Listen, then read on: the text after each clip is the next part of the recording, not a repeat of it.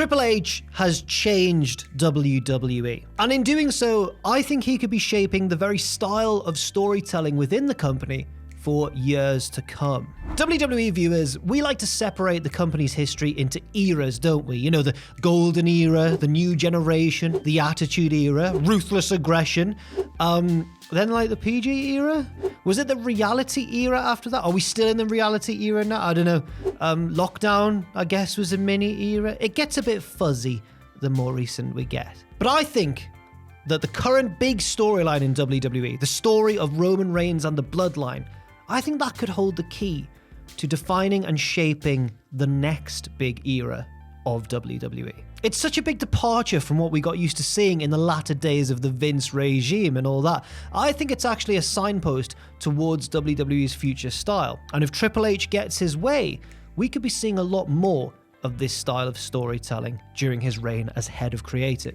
But what exactly has changed to make this sort of storyline a possibility? What are the reasons for this change happening? And what does it tell us exactly about the future? Well, let's take a look. As I sat writing this script, the most recent episode of SmackDown, the Friday, July 7th episode, saw the trial of Roman Reigns, a long, sprawling segment which gave the show its highest numbers in over 3 years. But it wasn't what you typically expect from a successful wrestling angle. It kind of broke all the conventions. It was mammoth in its length, it was very drawn out, very slow paced, and very tense rather than kind of sharp and explosive. It was also the latest dramatic detail in a storyline that has to have been followed for a long time to get what's going on. You can't just delve into the Bloodline storyline and be like, well, hang on, why are Jimmy and Jay, what's going on here? Are they arguing with Roman? Who's this blonde man? You have to be up to date with what's going on. It's very long, it's very drawn out, it takes a long time to get to the point, and that's very much the point of it. But it does seem to break all the rules of eye-catching wrestling television. And yet, this storyline, the story of Roman Reigns and the Bloodline, has been utterly dominating WWE's main event scene for quite some time now. The tale of Roman and the Bloodline unquestionably is the signature thing about Triple H's relatively brief time as head of creative in WWE, even if, someone is said to be meddling now and then. But I think we can genuinely agree that even with the looming threat of Vince still trying to come in and mess everything up, what a rascal, there has certainly been a creative shift in WWE, one which has definitely coincided with Triple H stepping forward. We've seen big changes. We've seen the booking of dominant heel champions like Gunther and Rhea Ripley with longer title reigns to really elevate the belts and the wrestlers that hold those belts. We've seen an increase in the importance and quality of so-called B pay-per-views held in front of passionate crowds in seldom visited places like the UK and Puerto Rico. We've even seen the scrapping of the 24/7 title, praise the Lord! But as I say, the main centerpiece, the jewel in the crown of the King of Kings, is the story of Roman Reigns and the Bloodline. And it's a story that really began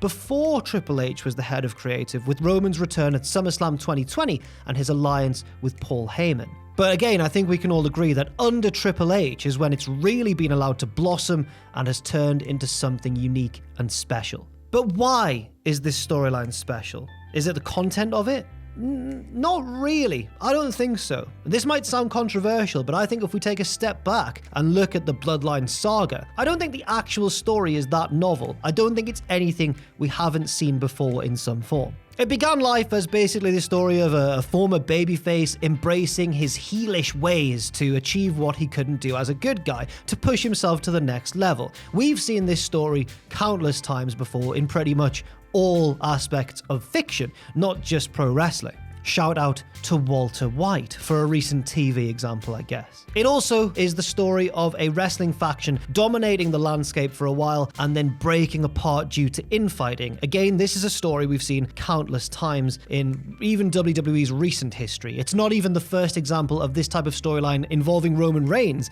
in the past decade. Just look at The Shield. So again, what makes this Bloodline stuff special? If it's not the actual content, I'd say it's very much the style in which it is presented.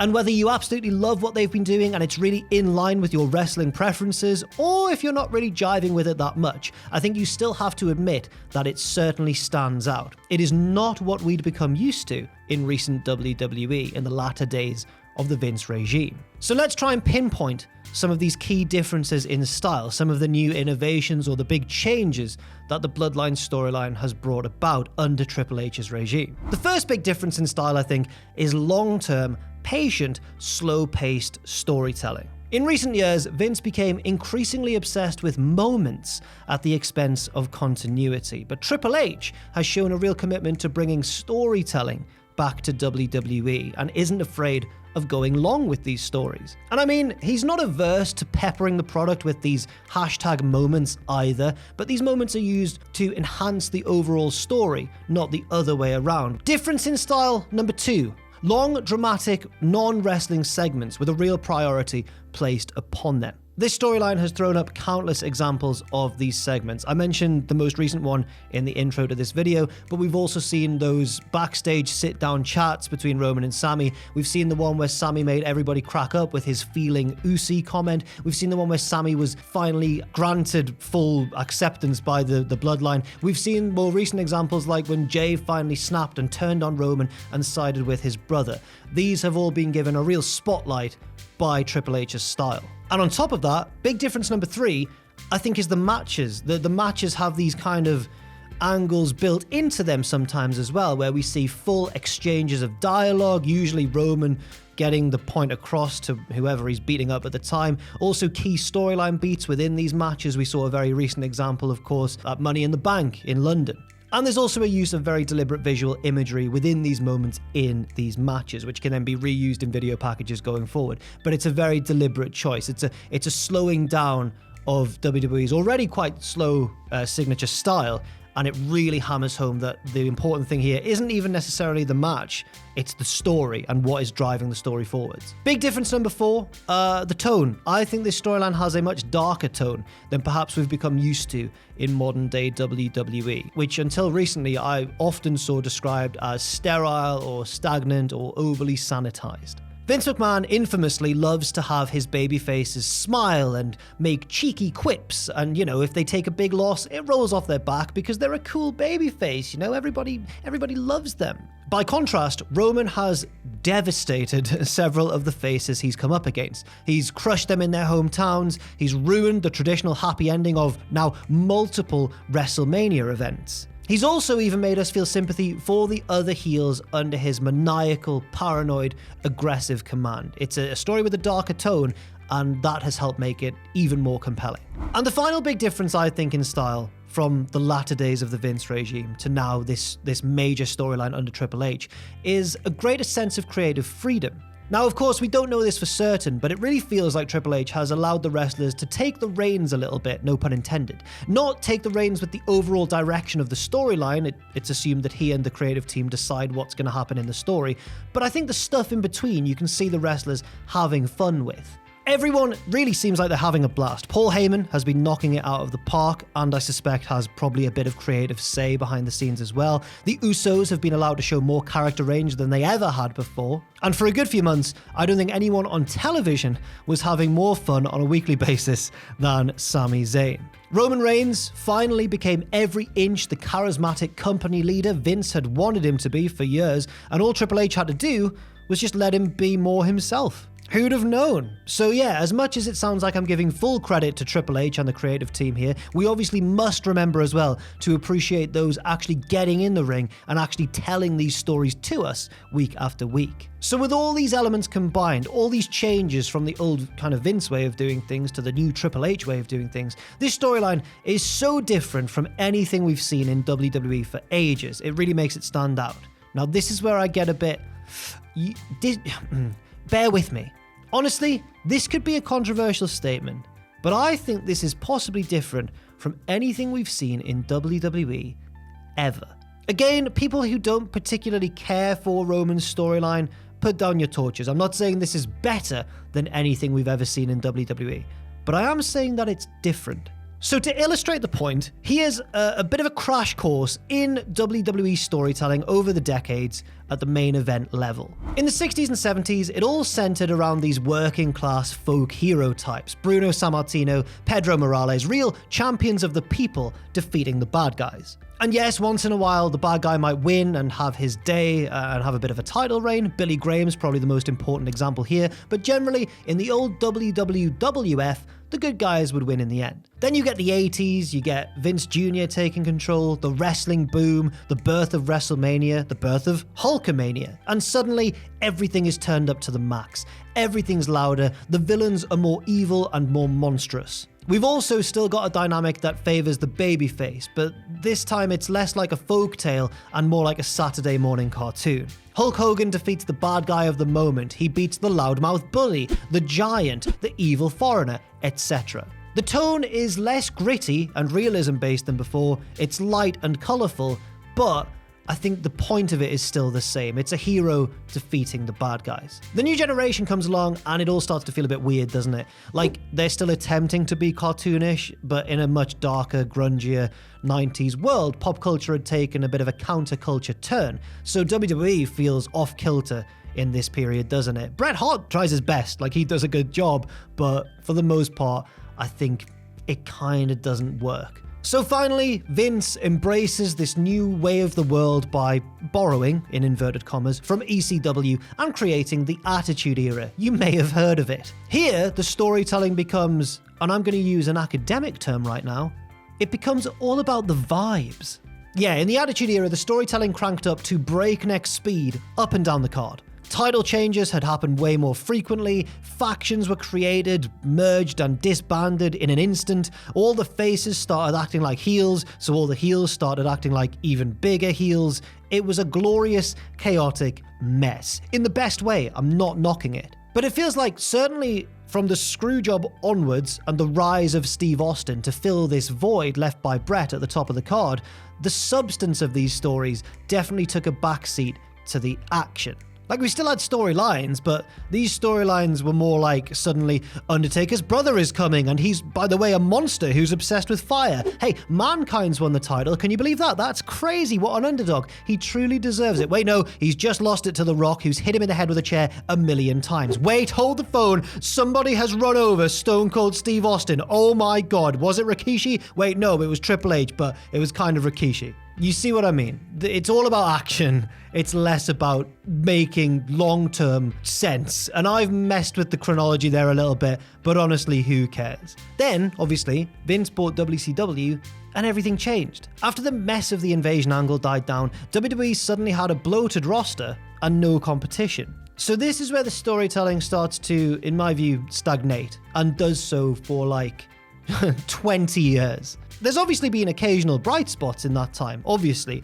I'll give a few examples. The build to the second Taker and HBK match was a wonderful story. The stuff with Jericho and HBK was really good. The Summer of Punk was really good, obviously, before that went totally off the rails. The Daniel Bryan stuff for that brief, glorious moment in time. And of course, as I briefly mentioned before, the rise and fall of the Shield. That was all great stuff. But these are real, like, brief flashes of light in a rapidly darkening overall tunnel, which by the late 2010s felt like it was becoming kind of a pitch black void of creativity. In fact, in the 2010s, it even started to seem as though Vince was voluntarily or deliberately snuffing out anything good his very talented roster could come up with. Remember Zack Ryder, for example. Remember when ultimate fan favorite and anti-authority rebel Becky Lynch had to apologize to the authority in order to get her big match at WrestleMania. What the hell was all that about? You'd never catch Steve Austin doing that in the Attitude Era. It's like Vince was sabotaging his own product. So that's basically the style of storytelling we've had in WWE since the 60s. There's a lot of very different tones there, from the ultra cartoonish 80s to the ultra grungy Attitude Era. But I think the thing that unites all of these eras, all of these decades, is their episodic nature. Strap yourselves in, because I'm about to delve into the thrilling difference between episodic and serialized storytelling. An example of a TV show with episodic storytelling would be The Simpsons or Brooklyn Nine-Nine. There's a familiar premise which remains largely unchanged, so you can just drop in and watch any episode at random without necessarily needing to know what happened the week before. Yes, there might be long-term arcs taking place in the background which occasionally come to the forefront on special occasions, like, for example, whatever's been going on with Ross and Rachel in Friends, but most of the episodes are just about these 6 friends in Manhattan getting into silly situations. You drop in to see what Joey's up to, just like you might have dropped in to see which villain Hulk Hogan was going to defeat this month, or Bruno Sammartino, or John Cena, or in the slightly different case of the Attitude Era, you might drop in to see how Vince plans to screw Austin over this time around and how Austin is able to overcome it in the end.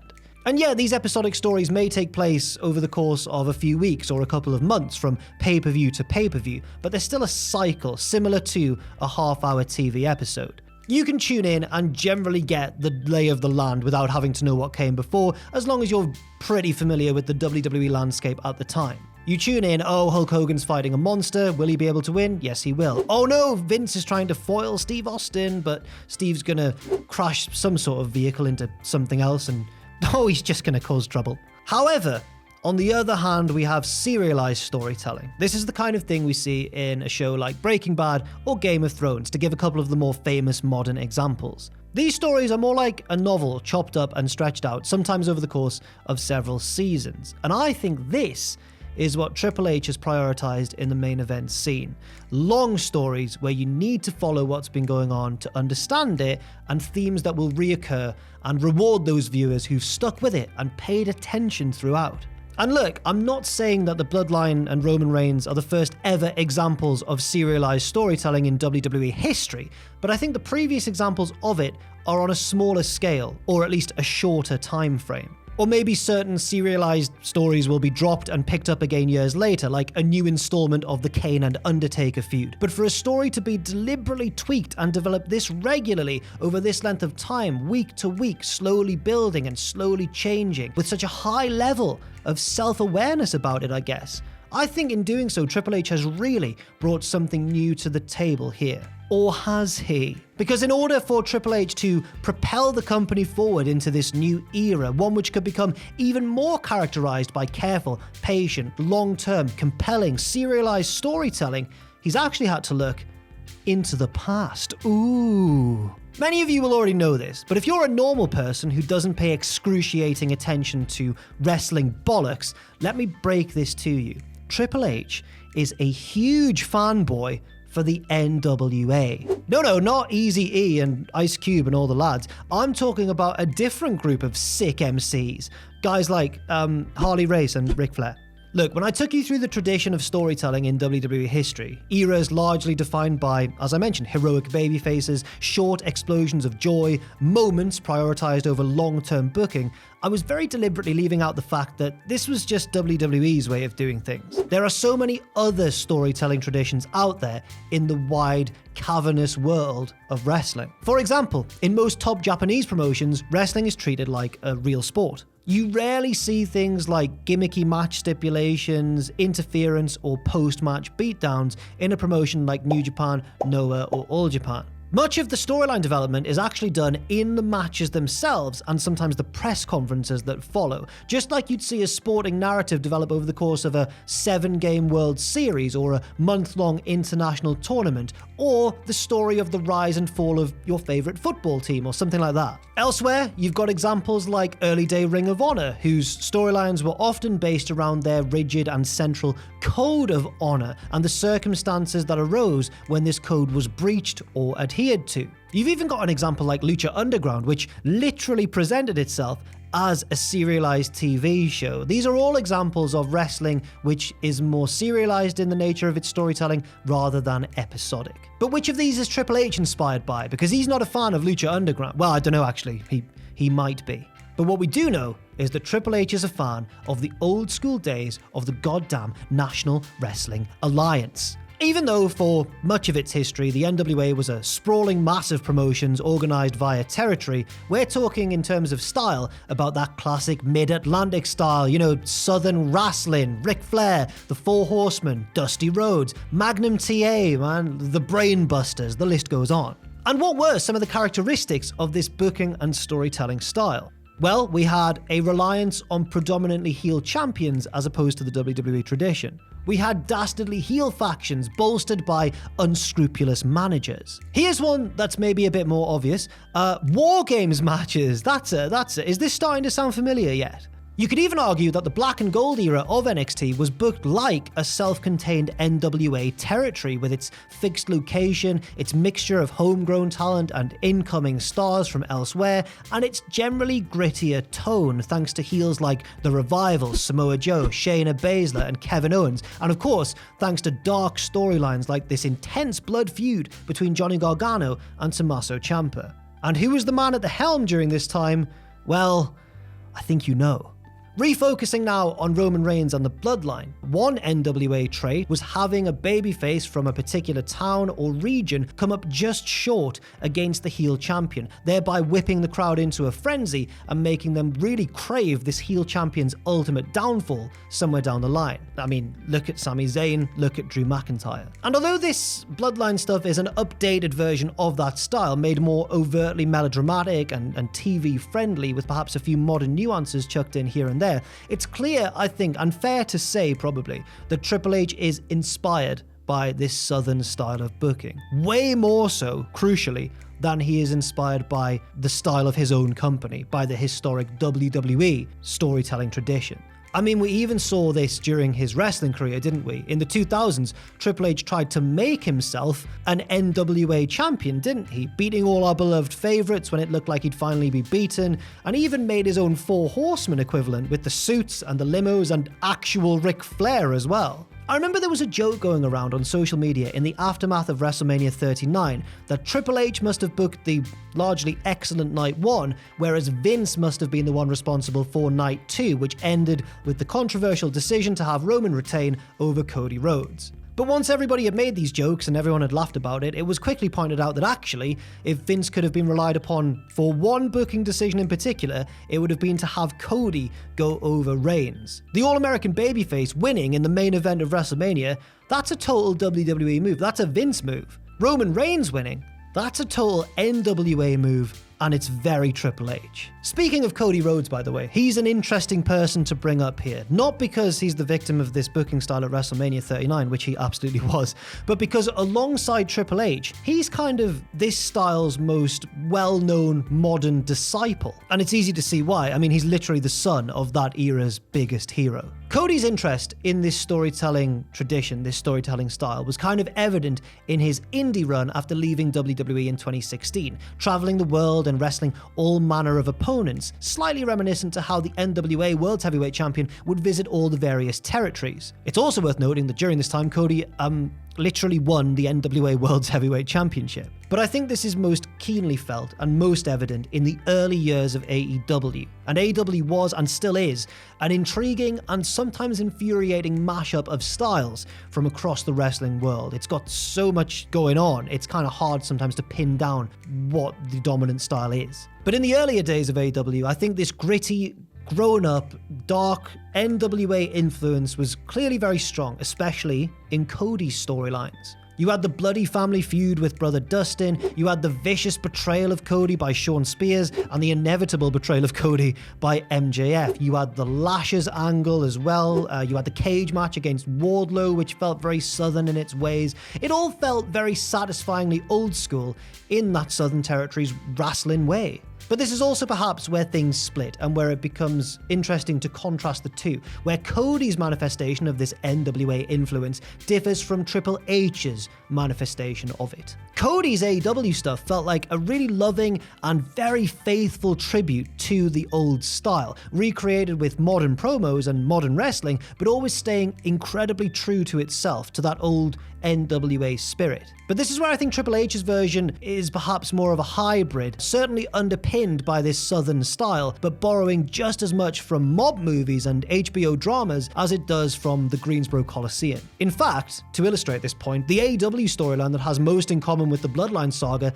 doesn't even involve Cody Rhodes at all. Instead, of course, it's the Hangman Page arc. This storyline also had more than a hint of NWA about it. I mean, the protagonist is literally a hard-drinking cowboy, but it felt modernized and more detailed in a way that Triple H has since proven himself to be interested in too. There are these shared themes of loyalty, jealousy, and betrayal, and of course, the various slow-burning twists, turns, and developments which really made this storyline stand out. You had Hangman's insecurity and eventual expulsion from the Elite, only to reign as tag team champion with Kenny Omega in a very awkward situation for both, before Page finally turned on his last remaining friend and hit rock bottom. This, of course, led to Hangman's redemption, which was genuinely emotional and electrifying, culminating in a moment of ultimate catharsis when he finally defeated a now heel Kenny and finally became AEW World Champion. If you can't tell, I was a huge fan of this story. Now that last part, the ultimate moment of catharsis when Hangman finally won,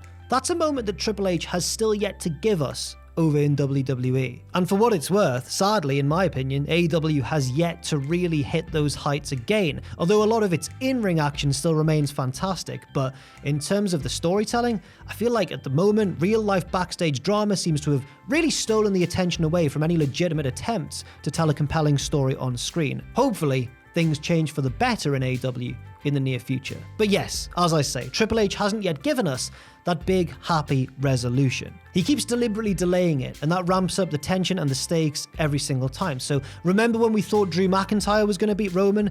That's really silly in hindsight, isn't it? But at the time, it really did make sense. Remember then when we thought he might beat Sami? Well, no, to be fair, I don't know if anybody really believed that Sami would win, but imagine if it had been. And then, ramping up the tension even further another time, remember when we knew that it was going to be Cody Rhodes, and then somehow, it wasn't. And full disclosure, by the way, I'll be honest, I'm still of the opinion that it should have been Cody. As I write this, Cody Rhodes is in the midst of a feud with Brock Lesnar, a feud that Cody has just admitted on screen that he has no idea why it's happening. He doesn't know why Lesnar hates him so much. He doesn't know why Lesnar attacked him in the first place beyond, it's Brock Lesnar, it's kind of what he would do. It really feels like something's missing in this storyline. It really feels like this was designed with Cody as champion in mind, but now it just kind of exists without any real meaning. And for the record, I think that Cody and Brock are still both great. It's not their fault. And also, I think this tracks on the other side of the coin as well. I don't think Roman's storyline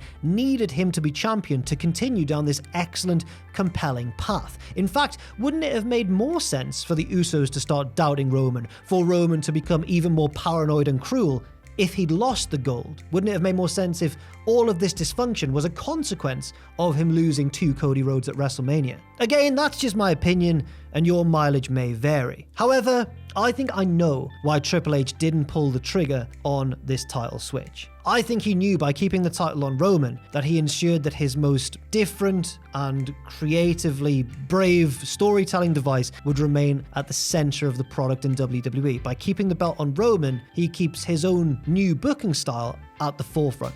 Triple H sat in that press conference after WrestleMania 39 and said the now infamous quote about how in WWE, the story never ends. And honestly, I don't believe him. That's right, this whole video title is a lie. Haha, you fools. No, I'll explain what I mean. Ironically, if Triple H had ended Cody's rise, he'd ended his story with the big happy moment, the big title win, I think that's an example of the story carrying on. I think that's an example of the WWE machine rolling on, as we've seen it do for decades and decades now. But by having Roman win, Triple H keeps his new story going. He keeps things going in this new Triple H-led direction, doesn't he? I think, despite him sitting in that press conference and saying what he said, I think Triple H wants that WWE storytelling style to end more than pretty much anybody. That's because if the old WWE way dies out, that means Triple H can still keep introducing his own new style. So I think in the history of WWE, we are at a real crucial point here with this Roman Reigns Bloodline storyline. Because yes, in previous decades, as Triple H alluded to in the press conference, WWE's story has never ended. Sammartino has rolled into Hogan, has rolled into Austin, Rock, Cena, and even babyface Roman himself. This has carried on, this storytelling heroic tradition has carried on through various eras, various decades, and with varying degrees of success. Despite wildly different tones from generation to generation, you could argue that this has all been part of the same episodic cycle, the same McMahon family-led system. And hey, look, it's a system that's created amazing, unforgettable moments, feuds, rivalries, childhood memories for many of us. Of course it has. It's also a system that has bended and moved to suit the times. It's not been a rigid system, but it has all been within the same McMahon framework. Now we're seeing something totally different. Triple H, in my view at least, has made a conscious decision to break from WWE's storytelling tradition with his own NWA-inspired, but ultimately unique new style. He wants to draw, I think, from a wider range of sources. He wants to borrow from the past, from the media outside of wrestling, and I think he wants to create emotional, compelling, dramatic, long-term, serialized stories. And if he succeeds, I think this could infuse the product with a whole new creative energy, pushing WWE forwards into its next big era. At least, that's what I hope happens. It could all go wrong at any point. So when Roman beat Cody in the main event of WrestleMania 39, it might not have been a booking decision that I agreed with, but I can now at least appreciate what Triple H's intentions might have been. I think he wants to take WWE in his own different new direction. And as nice as a Cody title win would have been, I just don't think he's Triple H's guy to beat Roman. For what it's worth, by the way, I think that'll end up being Seth Rollins, but that's a theory and a video maybe for another time. I'm very much excited to see what direction Triple H takes WWE in, provided he is given the continued opportunity to expand this new style and kind of submerge the product in it, and we'll see what happens from here, but I think that's quite enough from me for now. Thank you very much to our editor Pierce for bringing my very pretentious script to life on screen, and of course, thank you very much to every single person who watched this video. I've been Jack from Cultaholic Wrestling, and I'll see you very soon.